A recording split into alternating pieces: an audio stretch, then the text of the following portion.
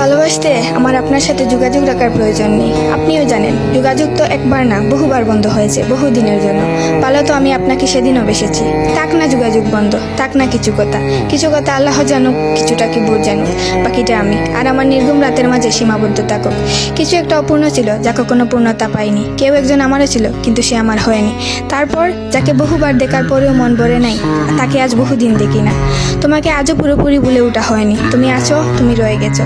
তুমি আমায় ভালোবাসোনি, এটা তোমার ভুল ছিল না। তোমার জায়গা থেকে তুমি সঠিক ছিলে। ভুল ছিল আমার। কেন জানো?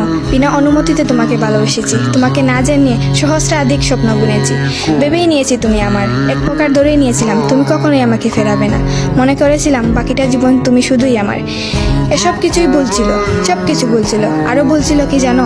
আমি বোধহয় জানতাম তুমি ঘৃণা করতে পারো না, তুমি অবহেলা করতে জানো না, তুমি তুচ্ছ তাচ্ছিল্য করতে জানো না, তুমি অসহায় করে দিতে জানো না, তুমি অপমানের সুরে কথা বলতে জানো না।